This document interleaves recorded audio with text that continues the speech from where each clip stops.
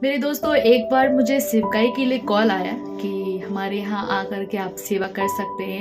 और मैं 4 साल से सेवा करने के लिए चाहती थी, मैं प्रार्थना कर रही थी। और उन 4 सालों में मैंने बहुत सारे जॉब किए, मेडिकल में भी काम किया, लेकिन मुझे शांति नहीं मिला क्योंकि परमेश्वर का बुलाहट मेरा सेवकाई में ही था और सब कुछ बहुत अच्छा चल रहा था। और जैसे ही मैं सेवा में जाने के लिए मैंने अपना कदम बढ़ाया और मैं दिल्ली पहुंची और सब कुछ नॉर्मल था। जैसे ही मैं दिल्ली पहुंची, मेरी मम्मी का कॉल आता है वीडियो कॉल पे और वो बोलते हैं कि मैं अब फांसी लगा के मर जाऊंगी।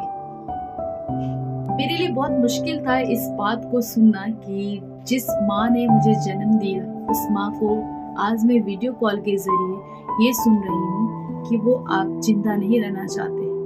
मेरे पास पैसे थे कि मैं वापस जाऊं अपने घर और जा करके मैं दोबारा अपने परिस्थितियों को मैं ठीक करूं। और मैं जैसे ही वापस टिकट कटाने की ओर बढ़ रही थी कि अचानक से परमेश्वर ने मुझसे बातचीत किया।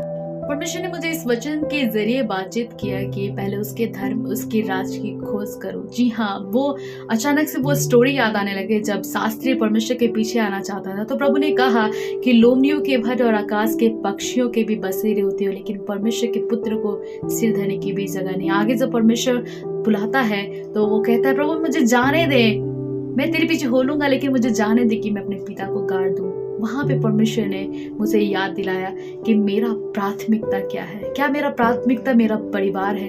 क्या मेरा प्राथमिकता मेरा संसार है या परमेश्वर? और मैंने उसी समय में सोचा कि नहीं प्रभु, अब चाहे कुछ भी हो जाए, मैं अब वापस नहीं जाने वाली हूँ। मैं अब यहाँ तक आ चुकी हूँ, अब आपने मुझे यहाँ तक लाया है तो आप मेरे परिवार को संभालिए। मेरे प्रिय, विश्वास कीजिए, आज 3 साल 4 साल हो चुके हैं, मेरी मम्मी बिल्कुल सुरक्षित है, मेरा परिवार बिल्कुल सुरक्षित है। जी हाँ मेरे दोस्तों, इस गवाही से मैं आपको ये बताना चाहती हूँ कि जब हम परमेश्वर के लिए कदम उठाते हैं, प्रभु के लिए हम जब बढ़ते हैं, तो शैतान हमारे जीवन में हमारी कमजोरियों को वो जानता है कि हमारी कमजोरी क्या है।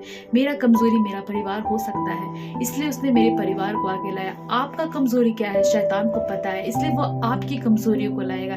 जब जब आप परमेश्वर के साथ नए संबंध में बढ़ेंगे, शैतान आपको एक नई कमजोरी के साथ वार करेगा। इसीलिए पीछे नहीं हटना है, परमेश्वर को और खोजना है, परमेश्वर के लिए और बढ़ना है। और विश्वास कीजिए, परमेश्वर आपके साथ खड़ा है, इसीलिए परेशान ना हो। प्रभु आप